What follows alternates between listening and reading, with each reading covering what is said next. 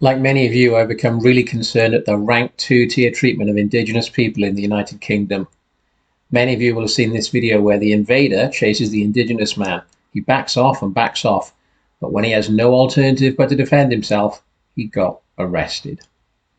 Here we see this young man surrounded and mobbed prior to an assault. The police were only feet away. It's hard to know how they couldn't have seen the whole thing, so naturally they arrested the victim. He's Indigenous, you see. Tough to get promoted, I guess, if you make too many diversity arrests. So the actual perps just sauntered away. Even when the police were told what happened, they still arrested the young man. At the time of making this video, he's still facing charges. The contrast is pretty stark. This young fellow was charged within hours, yet the government had to be dragged kicking and screaming to charge the two men who assaulted the police at Manchester Airport. Now, we all know what happened to Henry Novak, and this seems a bit of a theme throughout Europe. This is Christian Zedig. He was an off-duty police officer who was beaten to death at the fan zone in Copenhagen while watching the World Cup. He leaves a wife and two daughters. So really, it's not particularly sensible when the police side with diversity. It won't save you when the diversity gets mad. Then we had this fella. If you've seen the video, you'll know he was exhibiting a number of signs of impairment. Now, I have no idea whether this fellow was on drugs or not, but a great many people who are on drugs show exactly these behavior patterns. So again, throughout Europe, we've seen any number of football fans from African countries who suddenly forget that they're British or French or German or whatever and revert to their ethnic roots.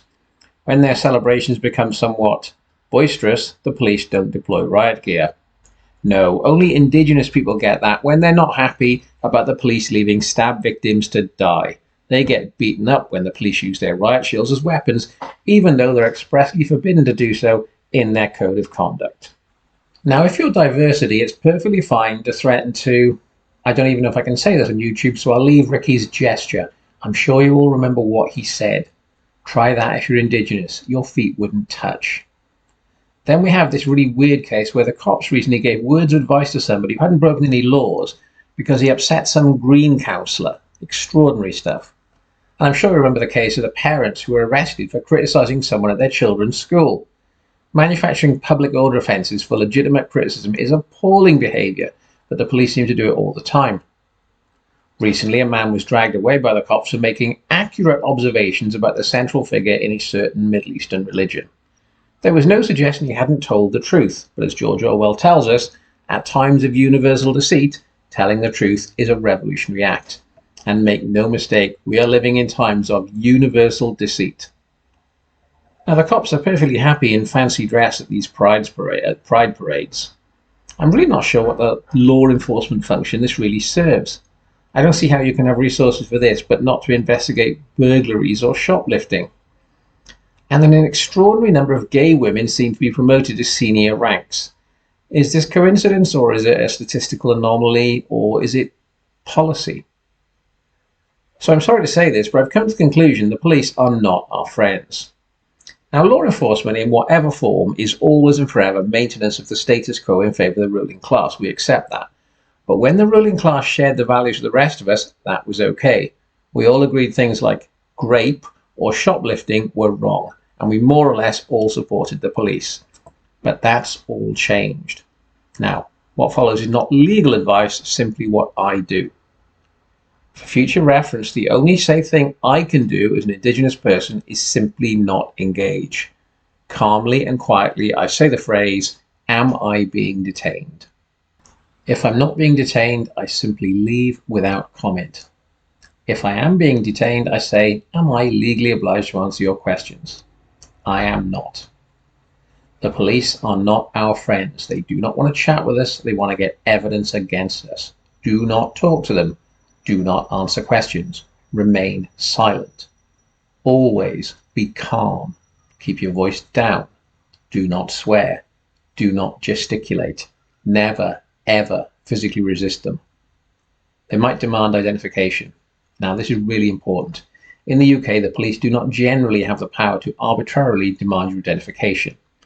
Under specific legal circumstances, they can require your details, which are your name and address, and failure to provide them can result in an arrest. You don't have to give them anything else like your date of birth, just your name and address. Now, if the policeman has reasonable grounds to suspect you've committed a crime or are about to commit a crime, they can ask for your details. But you can ask what crime they're talking about, and unless they can clearly state one, there is no obligation to identify yourself. So it is vital you remain completely calm at this point and throughout any and all encounters. I learn these phrases.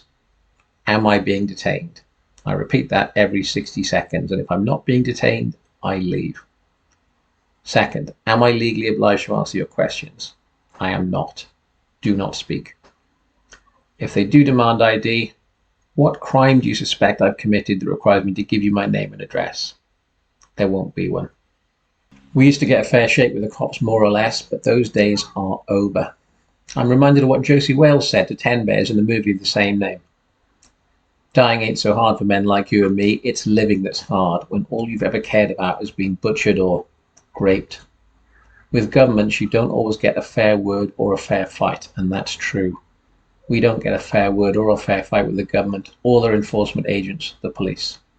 So again, not legal advice, just what I do, but I remember these three phrases and say nothing else. Am I being detained? Am I legally obliged to answer those questions? What crime do you suspect I've committed that requires me to give you my details? Say nothing else and walk away calmly when you can do so. Do not flee. Do not resist. Do not abuse them. Simply remain calm and quiet and leave when they no longer confirm you're being detained. This is a survival strategy in 2026. If you've made it this far, you are the resistance. So please like, recommend, and subscribe to this channel. With changes the government wants from the YouTube algorithm, this channel will be down-regulated. So it's all the more important you subscribe to maintain a counter-narrative voice.